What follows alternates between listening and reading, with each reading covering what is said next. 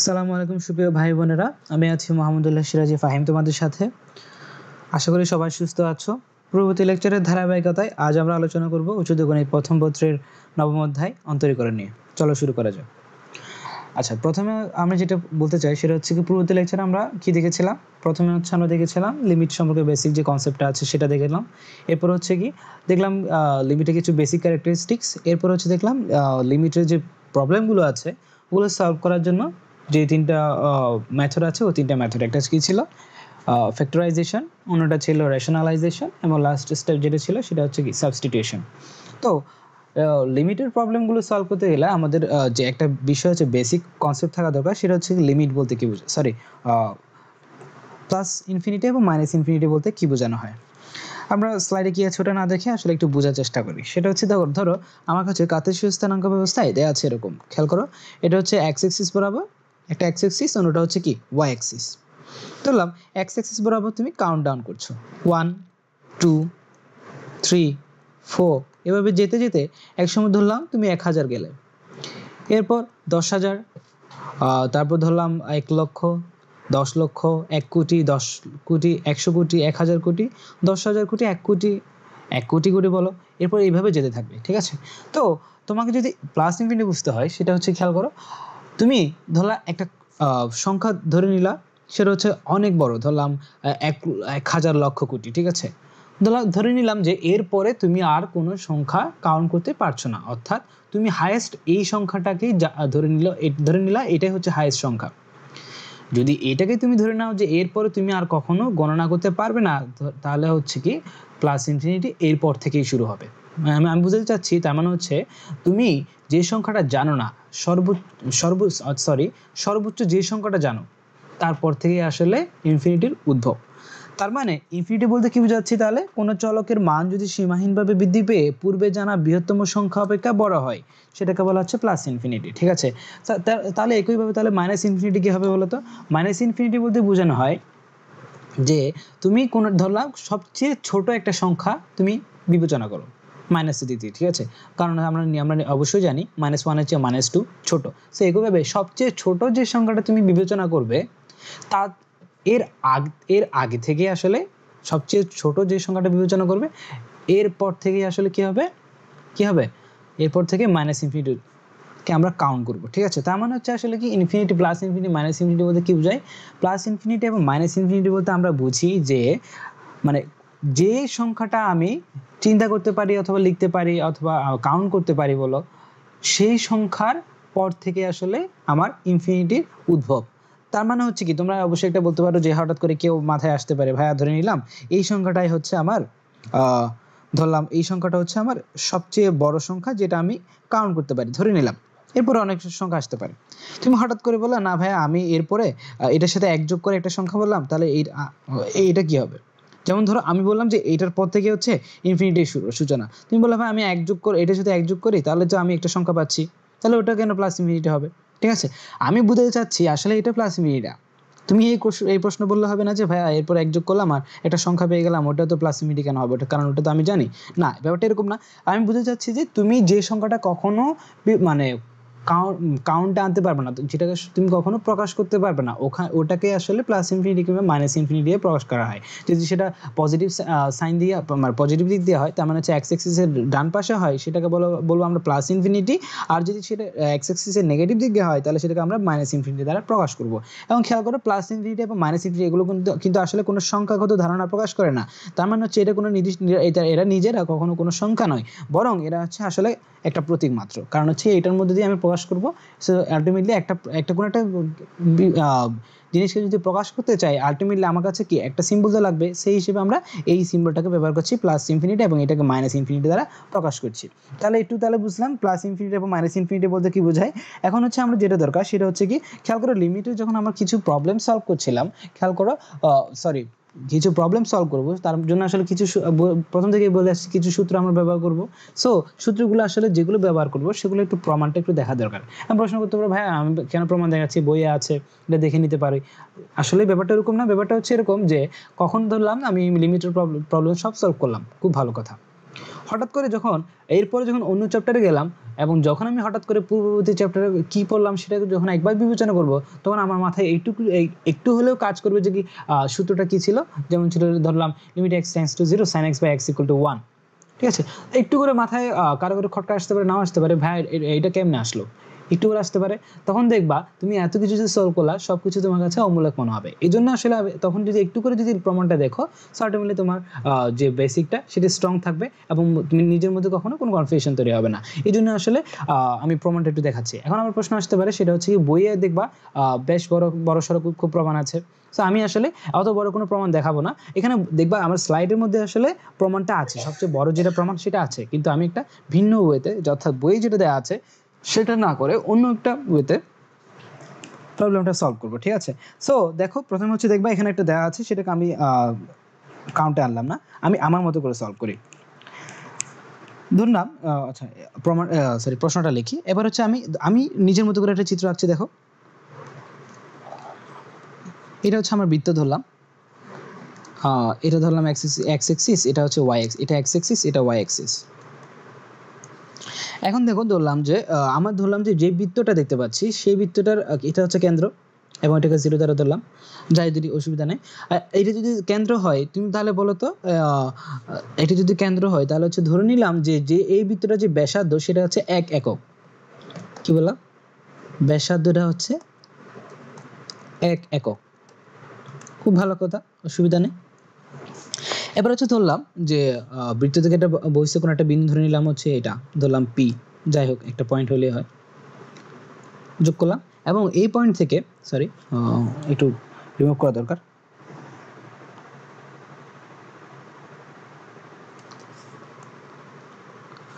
ওকে,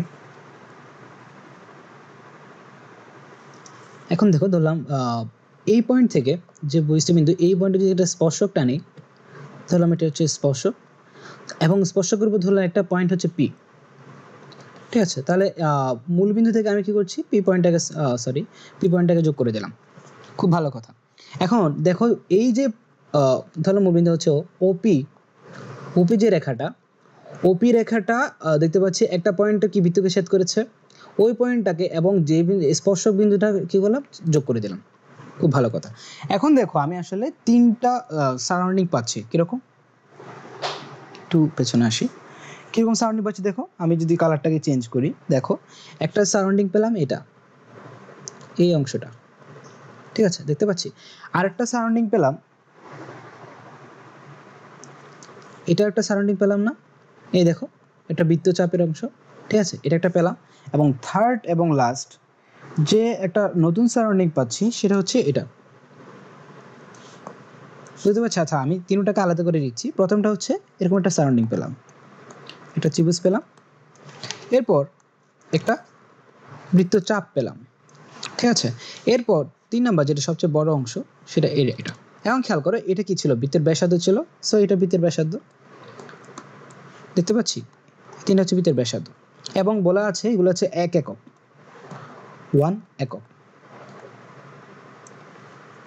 এখন দেখো আমি যদি তিনটার ক্ষেত্রফল বিবেচনা করি, আমি কি বলবো এটা সবচেয়ে ছোট ক্ষেত্রফল, এটা তার চেয়ে বড় এবং এটা সবচেয়ে বড়। তাহলে আমি এটা এইভাবে লিখতে পারি যে এই প্রথম যেটা আছে সেটার area less than is equal to এই দ্বিতীয়টার area less than is equal to third যেটা লাস্ট ওয়ান। আচ্ছা এটা এরিয়া 1, এটাকে এরিয়া 2, এবং লাস্ট যেটা আছে সেটাকে এরিয়া 3 দ্বারা প্রকাশ করলাম। করতে পারি না? এবং আমি এইভাবে লিখতে পারি না? এখন আসো প্রথম যেটা আছে যে ক্ষেত্রটা, তার ক্ষেত্রফলটা বিবেচনা করি। এই যে তার ক্ষেত্রফলটা কত খেয়াল করো, প্রথমে হচ্ছে দেখতে পাচ্ছি এটা হচ্ছে হাফ ইন্টু ভূমি গুণ উচ্চতা, এটা তো আমরা জানি। এই অংশটা যদি এই হাফ ইন্টু ভূমি গুণ উচ্চতা যদি ব্যবহার করি, তাহলে দেখো কি লেখা যায়, হাফ ইন্টু ভূমি, কি দেখো ভূমি দেখা যাচ্ছে 1 একক, সো আলটিমেটলি 1। এখন যেটা দরকার সেটা জানা দরকার, সেটা হচ্ছে কি এই যে অংশটার এটার হাইট কত। এখন যেটা বলবো সেটা হচ্ছে কি আমার যে এখানে যে একটা রেখা পেলাম না, ওপি রেখা, এটা বৃত্তের কেন্দ্রে যে কোণ তৈরি করেছে, ধরে নিলাম এই কোণটা হচ্ছে এক্স কোণ, ঠিক আছে। সো এই যে পয়েন্টটা ছেদবিন্দু, বৃত্তের উপর যে ছেদবিন্দু থেকে এর উপর লম্ব ধরলাম এটা, এখন এই লম্বটা জানা দরকার, ঠিক আছে। সো এখন যদি আমি এই ত্রিভুজের ক্ষেত্রে যদি সমকোণ এই ত্রিভুজের ক্ষেত্রে যেহেতু এটা লম্ব, বুঝতে পারছি এটা লম্ব, আমি যে হাফ ইন্টু ভূমিগুণ উচ্চতা ইউজ করবো, সো আলটিমেটলি এটা অবশ্যই আমাকে লম্ব টানতে হবে। এখন দেখো যে হাফ ইন্টু ভূমিগুণ উচ্চতা ব্যবহার করবো, খুব ভালো কথা। আমি যদি এখন সাইন ফর্মুলা ইউজ করি এই ত্রিভুজের ক্ষেত্রে, তাহলে কি লিখতে পারি? সাইন এক্স সমান, আমরা জানি কি সাইন এক্স সমান লম্ব বাই অতিভুজ, সাইন থিটা সমান লম্ব বাই অতিভুজ ছিল। সো এই ফর্মুলাটা যদি ব্যবহার করি, দেখো লম্ব কি ছিল, লম্বটা লম্বই, অসুবিধা নেই। আর আমি তাহলে লম্ব পাবো কেমনে? এই লাইনটা দেখে লম্ব সমান কি পাচ্ছি বলো তো? অতিভুজ। অতিভুজের মান কত দেখো তো? অতিভুজ কি ছিল? এটা ব্যাসার্ধ না? ব্যাসার্ধ আমার হচ্ছে 1 ইন্টু কি সাইন এক্স না? তার মানে আমি লম্বটাকে সাইন এক্স দ্বারা প্রকাশ করতে পারি। সো আমি এখানে কি লিখতে পারবো? Half into 1 into sine x. খুব ভালো কথা, একটু লিখলাম। এরপর হচ্ছে less than is equal two দ্বিতীয় 2 নাম্বারটার এরিয়া। এখন তোমাদের যে জিনিসটা জানা দরকার সেটা হচ্ছে তোমরা নবম এবং দশম শ্রেণীতে বলো কিংবা এই ফার্স্ট পেপারেই বলো, যখন তুমি ত্রিকোণমিতি প্রথম চ্যাপ্টারটা সলভ করবে, সেখানে হচ্ছে কি বৃত্তচাপের ক্ষেত্রফলের সূত্রটা দেওয়া আছে। সো আমি ওটা নিয়ে আর বেশি নতুন কিছু বলছি না। ওই চ্যাপ্টার যখন সলভ করা হবে তখন হচ্ছে কি ওই সূত্রটা নিয়ে বেসিক নিয়ে আলোচনা করা হবে। সো আমি এই অংশটাতে শুধু ডিরেক্টলি সূত্রটা ব্যবহার করছি। সেটা কি ছিল? বৃত্তচাপের ক্ষেত্রফল ছিল হাফ আর স্কোয়ার থিটা, হাফ আর স্কোয়ার থিটা। সো এই ফর্মুলা যদি ব্যবহার করি, হাফ ইন্টু আর কি ছিল? রেডিয়াস। সো দেখো এই যে বৃত্তচাপের অংশটাতে, এই বৃত্তচাপের রেডিয়াস কি ছিল? এটা, এবং রেডিয়াসের মান আমরা জানি 1। সো হাফ আর স্কোয়ার থিটা না, 1 স্কোয়ার ইন্টু থিটা। থিটা কি ছিল? ও মধ্যবর্তী অ্যাঙ্গেলটা দেখতে পাচ্ছি কি, এই অ্যাঙ্গেলটা হচ্ছে এক্স। সো আমি এটাকে লিখতে পারি half into 1 square into x. ঠিক আছে। এখন আসলে তৃতীয় যেটা ক্ষেত্রফল আছে সেটা হচ্ছে কি দেখতে পাচ্ছি, সেটা একটা সমকোণী ত্রিভুজ ধরে নিলাম। সমকোণী ত্রিভুজের অতিভুজ দিতে পাচ্ছি, যদি সমকোণী ত্রিভুজ হয় এক্ষেত্রে আমরা কীভাবে করতে পারি? হাফ ইন্টু ভূমিগুণ উচ্চতা। এক্ষেত্রে খেয়াল করে হাফ ইন্টু ভূমির মান দেওয়া আছে অলরেডি 1 একক, এবং যেটা জানা দরকার সেটা হচ্ছে লম্বটা কত। একইভাবে আগের মতো খেয়াল করো, যখন আমরা দেখতে পাচ্ছিলাম ছোট ত্রিভুজ নিয়ে যখন কাজ করছিলাম তখন আমার উচ্চতাটা পেয়েছিলাম সাইন এক্স। সো একইভাবে এই অংশটাতে যদি আমি ত্রিকোণমিতি ব্যবহার করি, তাহলে কি দেখতে পাচ্ছি লম্ব যদি পেতে চাই, লম্ব পাওয়ার জন্য আমি কি করবো? ট্যানের ফর্মুলাটা ব্যবহার করছি। ট্যান থিটার সমান কি লেখা যায় তোমরা বলো তো? ট্যান থিটার সমান লম্ব বাই ভূমি। সো আমি যেহেতু লম্ব পেতে চাই, লম্ব সমান কি লেখা যায়? ভূমি ইন্টু ট্যান থিটা, ঠিক কি না? লম্ব সমান লেখা যায় ভূমি গুণ ট্যান থিটা। এখন তাহলে হচ্ছে আমি অলরেডি জানি ভূমি মান হচ্ছে 1। সো লম্ব সমান আমি কি লিখতে পারি? ট্যান থিটা লিখতে পারি। সো যখন বড় ত্রিভুজটা নিয়ে কাজ করবো, এখানে তাহলে ক্ষেত্রফল কত আসে? Half into 1 into ten x. ঠিক আছে, এটুকুতে বুঝতে পারলাম। তাহলে হচ্ছে এখন এটাকে যদি আমি সহজ সুন্দর করে লিখি, তাহলে কি আসে দেখো? Half sine x by 2 less than is equal to x divided by 2 less than is equal to tan x divided by 2। একটুতে কারো কোনো প্রবলেম হওয়ার কথা না। তাহলে একটু যদি বুঝো, তাহলে এখন দেখো আমি পুরো ইকুয়েশনটাকে 2 দিয়ে গুণ করব। তাহলে কি হবে? এই যে নিচে যেটা হরে যেটা এখানে টেন এক্স বাই 2 হবে, এক্স লিখে ফেলেছে। তাই এখন দেখতে পাচ্ছি নিচে হরে সবসময় 2 দ্বারা ভাগ আছে। সো আমি পুরো ইকুয়েশনটাকে যদি অসমতাটাকে যদি 2 দ্বারা গুণ করি, সো আলটিমেটলি সব জায়গা থেকে 2টা রিমুভ হয়ে যাবে। সো আলটিমেটলি আমি লাস্টে কি পাচ্ছি? এখন দেখো আমি এই অংশটা আমার লেখা দরকার বলে আমি এই অংশটাকে ইরেজ করে নিচ্ছি।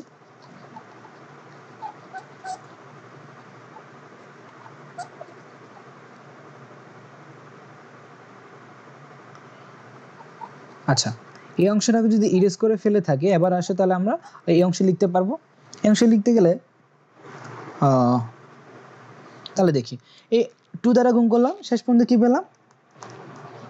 Sign x less than is equal to x less than is equal to tan x. দেখতে পেলাম?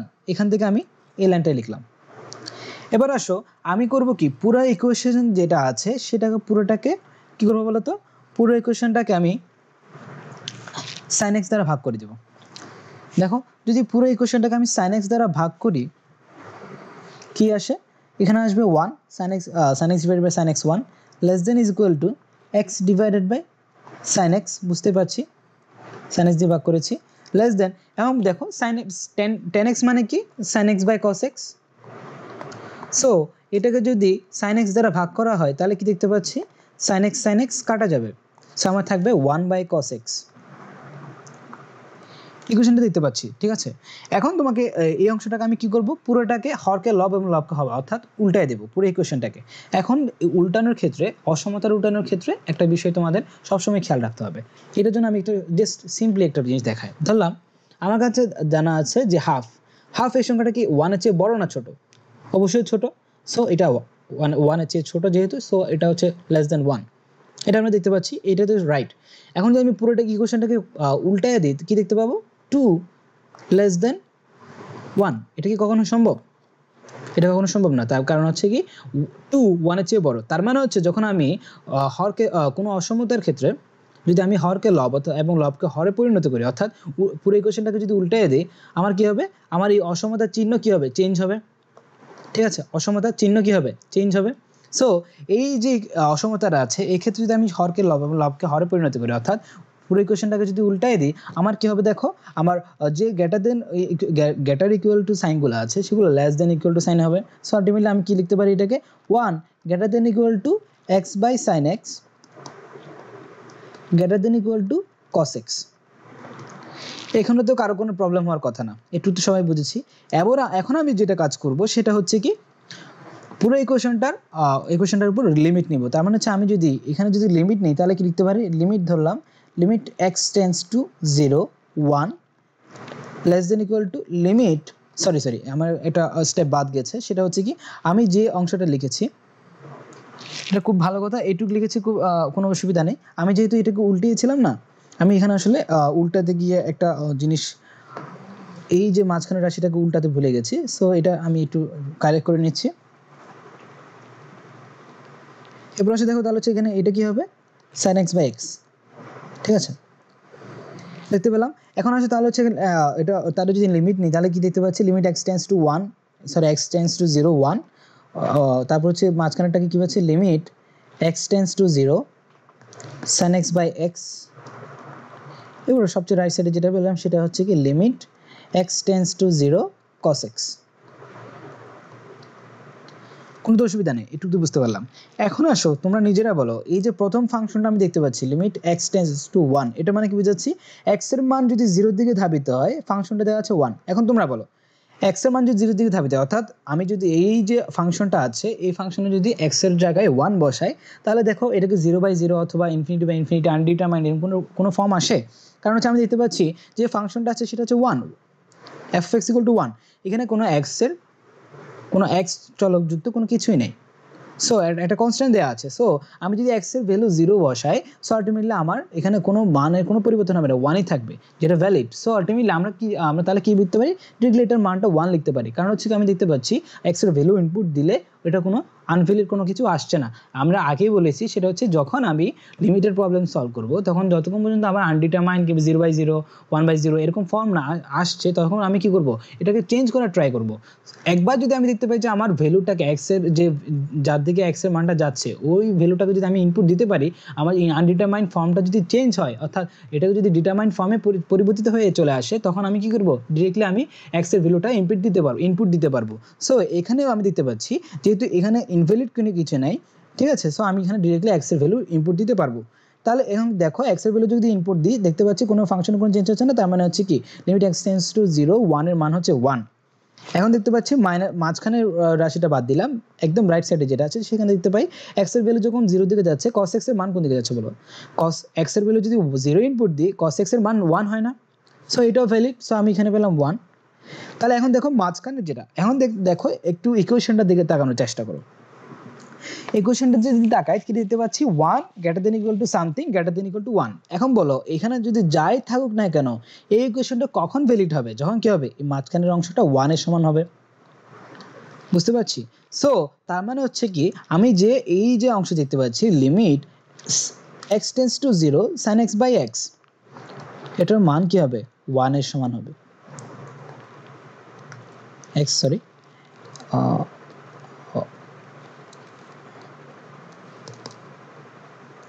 আচ্ছা কোনো কারণে লেখা যাচ্ছে না, আমি একটু ডানে লিখি, limit x tends to 0 sin x/x, তাহলে এটার মান কি চলে আসলো 1। এটা তোমরা বুঝতে পেরেছো যে দেখতে পাচ্ছি আমার একটা অসমতা আছে, এখানে দেখতে পাচ্ছি 1 greater than equal to something greater than equal to 1, তার মানে তোমরা নিজেরাই দেখো এই জায়গায় যদি 1 না বসে ইকুয়েশনটা কখনো হবে, সমাধান হবে? তোমরা নিজেরা আমাকে একটা প্রশ্নের উত্তর দাও, তাহলে তোমরা নিজেরা বুঝতে পারবে যে এখানে মাঝখানে 1 ছাড়া অন্য কিছু বুঝতেই পারে না। এখন তোমরা নিজেরা বলো 1 এই 1 এবং এই 1 এর মাঝখানে এমন একটা সংখ্যা নিয়ে আসো যেটা 1 এর সমান হবে। এটা অবশ্যই 1ই হবে। এই দুটো মাঝখানে আমরা জানি কি 1 এবং 1 এর মাঝখানে কোনো সংখ্যা নেই, 1ই তো আছে, ঠিক না? 1ই তো। সো আলটিমেটলি এদের মাঝখানে যদি কোনো কিছু সংখ্যা না থাকে, সো আলটিমেটলি মাঝখানে কি হবে? 1ই হতে হবে। তার মানে আমার তাহলে এটা কি প্রমাণিত হলো? Limit x tends to 0 sin x by x এর মান 1 এর সমান হবে। আমি বুঝতে পেরেছি, তোমরা এটা তাহলে এটা তুলে নিও, ঠিক আছে? এবার তাহলে আমি পুরোটাকে রিমুভ করে দিলাম। একটু আমি আশা করি তোমরা বুঝতে পারলে যে limit x tends to 0 sin x by x এর মান কি হয়? 1 এর সমান হয়। আজ তাহলে এ পর্যন্তই। আমি পরবর্তী লেকচারে কি করব? Limit x tends to 0 x by 10x যেটা মানটা এইটা পুরো প্রমাণ করব, ঠিক আছে? আজ তাহলে এই পর্যন্তই। পরবর্তী লেকচার দেখার জন্য আমন্ত্রণ রইল। ধন্যবাদ।